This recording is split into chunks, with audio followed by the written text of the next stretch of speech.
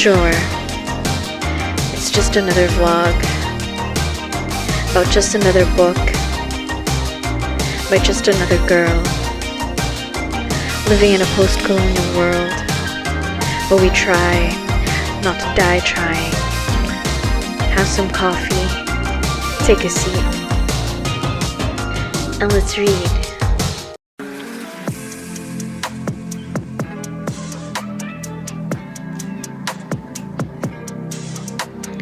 Everyone thought they would be young forever.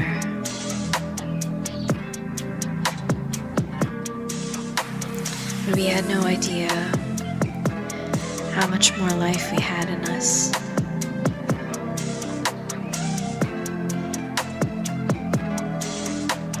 Here's the truth. Things will change.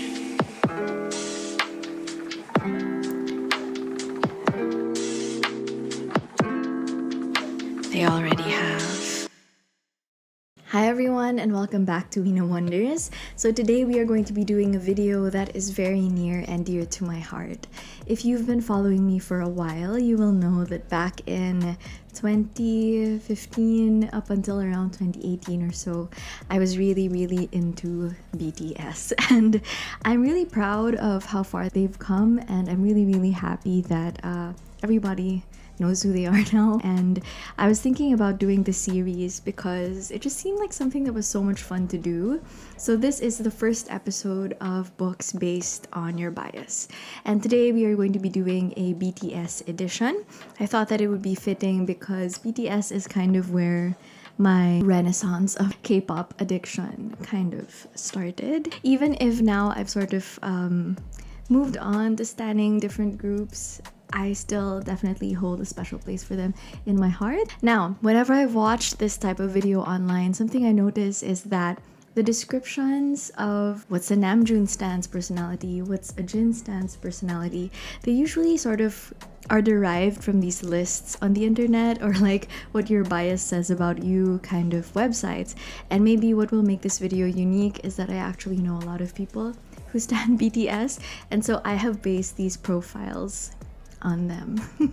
So if you guys are watching, this one's for you. So without further ado, let's go. For the RM stans, I've noticed that RM stans all kind of see Namjoon as like their best friend, like for a really long time. Namjoon is like best friend ng bayan, if that makes sense. And I feel like the RM stan is like very into philosophy, very into that sad Japanese aesthetic, which I told my friend Krisha from Third World Book Nerd, like I noticed across all of Namjoon's favorite books. And shout out to her, by the way. She has a really great video where she read some of Namjoon's favorite books. But anyway, so for the Namjoon stan, the first book I would recommend for the Namjoon stan is The History of Sexuality by Michel Foucault. This is a philosophy book, and it tackles a lot of things about the way that we see ourselves, the way that we see sexuality, and the way that society both generates and limits things that are taboo. So an example that he gives here is being able to talk about sex, where we always say that our society is prohibitive and that it sort of seeks to regulate sex. But if you think about it, our society always also creates these opportunities to be able to talk about sex. So the system kind of creates the very thing which it seeks to regulate.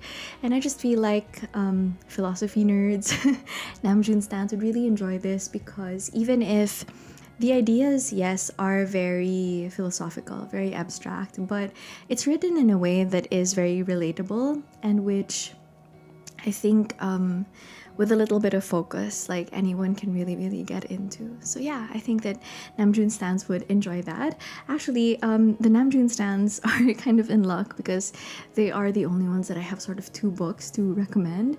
The second book is After the Quake by Haruki Murakami, and we all know that Namjoon loves his Murakami.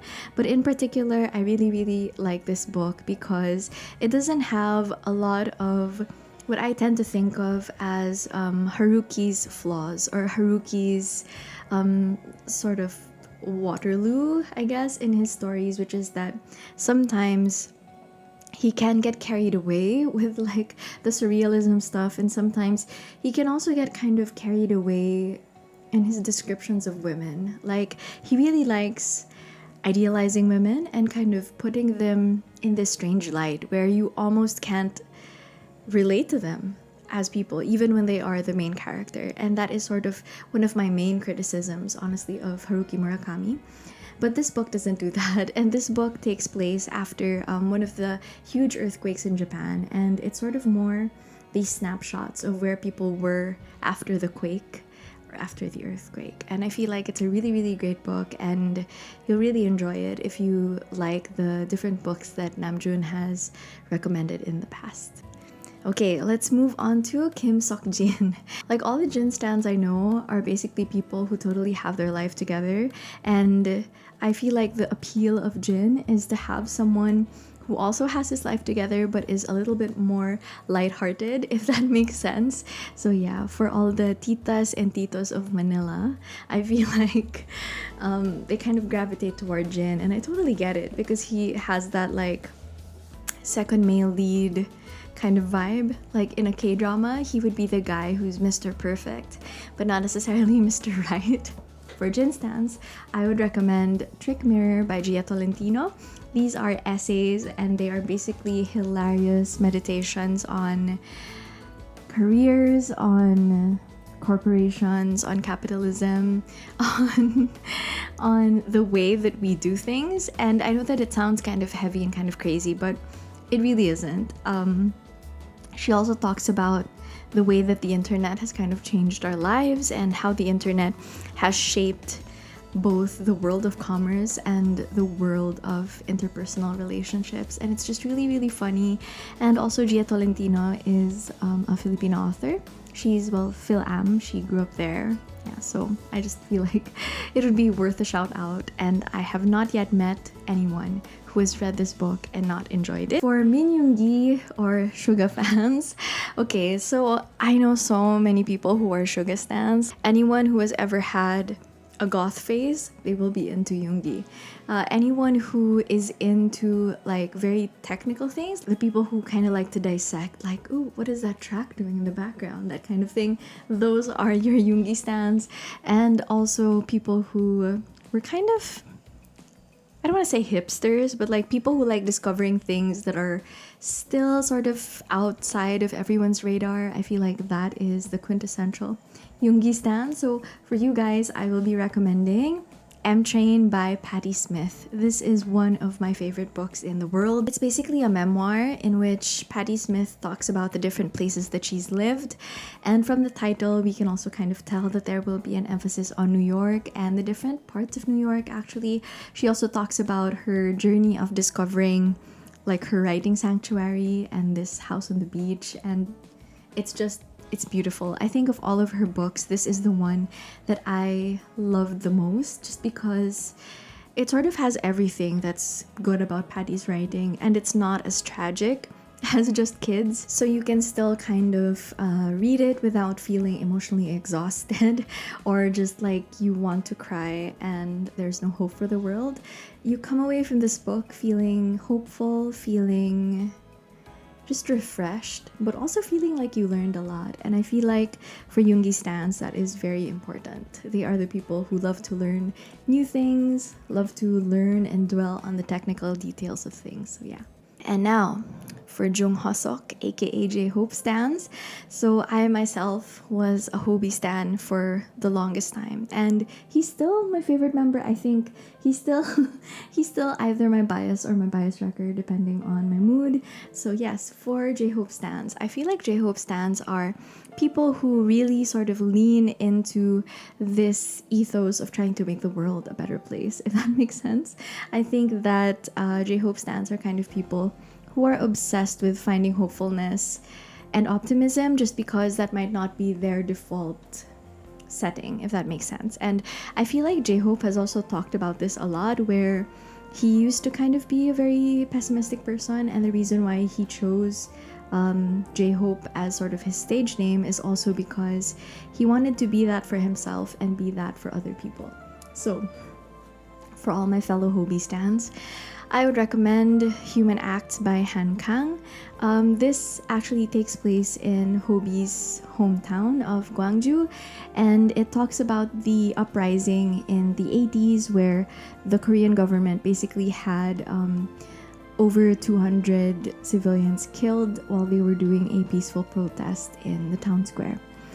And I know that sounds super bleak, but it's also a very nuanced book, and it is kind of dark, but at the end of it, you also sort of see glimmers of hope, and it's very inspiring. Like, it makes you think a lot about protest and politics and how the political is always personal and the personal is always political. So yes, I think that if you are a Hobie stan, you will definitely enjoy that. Up next, Park Jimin. Okay. So Chim, I have a lot of Jimin stans who are my friends. They are the ladies and gentlemen who love a chill time. So whether it's like finding aesthetic cafes or just like finding new pieces of jewelry to look at, like they like this like warm minimalist kind of feel, if that makes sense. And I feel like Jimin stans are just the chillaxest. And so for them, I would recommend The Life of the Party by Olivia Gatwood. This is a collection of poems, and it focuses a lot on coming of age, growing up, also coming to terms with your sexuality and what it means for a body to be on display, what it means for your identity to be reflected through the way that you sort of project your body, and the way that you interact with people, and the way that group environments shape our perceptions of ourselves as well. So yeah, I feel like Jimin stans would really enjoy this. I love the language in this. It's like dog-eared to death. And I feel like Olivia Gatwood is just so good at writing things in a way that's simple and straightforward, but not boring or lazy. Okay, up next for V stans. I feel like all of my friends who are V biased are all kind of in jobs that require them to be very extroverted, if that makes sense. Like sales, teaching, marketing. And I feel like the reason why they gravitate toward V is that he just is so unapologetically himself, if that makes sense. He just, he seems like such a free spirit, and I feel like that's something that really kind of calls out to people who are always having to kind of gauge and balance the way that they talk to people and interact with people at work. And also, of course, since these people are usually in sort of people-facing jobs, I feel like it's refreshing for them also to see the way that V treats aesthetic and for it to not have to serve this purpose of business. And dami ko sinabi. Okay. Anyway, so for V stans, I would recommend Skywriting by Word of Mouth by John Lennon.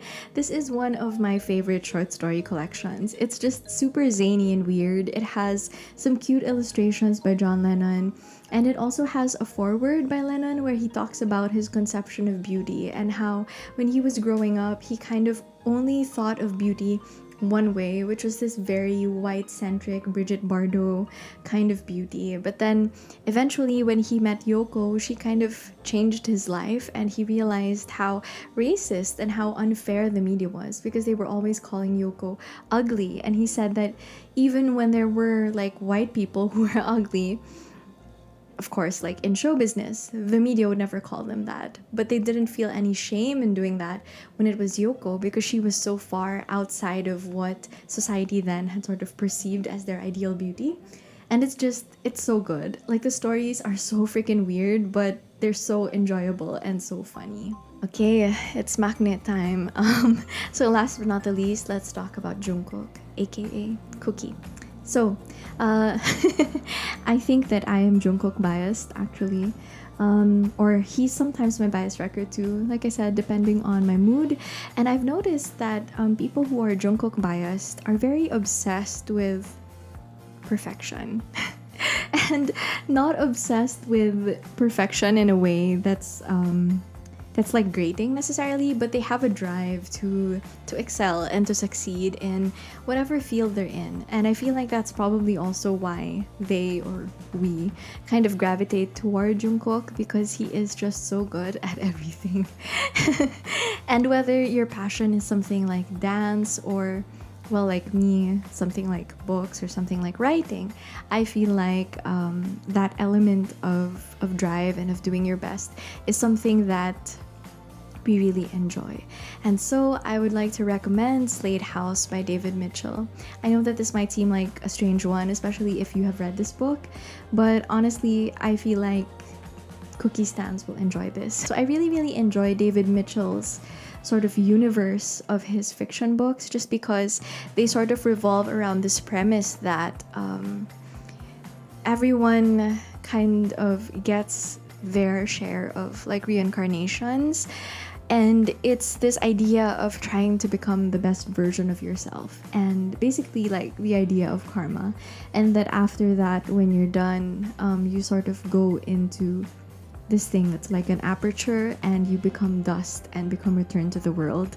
It's also kind of like the premise of The Good Place, not to spoil. And this in particular contains some interconnected short stories. I feel like David Mitchell's other novels like Cloud Atlas or The Bone Clocks can be very long, and I feel like it's a huge investment if you're coming to his world for the first time to like jump into that head first. So I feel like if you're looking for something that will sort of get you started on a David Mitchell kick, this would be a really good one, because they are short stories. They're written in a way that's very accessible, but they're also very haunting and very, very well done. So yes, I feel like the idea of being able to become a best or better version of yourself will definitely appeal to Cookie fans. Alright, and I think that's it for this video. Please let me know what you guys thought of it. Who is your bias? Do you like any of these books? And please also let me know in the comments below if there's a group or groups that you'd like me to do this for in the future. Thanks again for watching. Don't forget to like this video if you liked it and subscribe if you haven't already, and I will see you guys next time. Bye!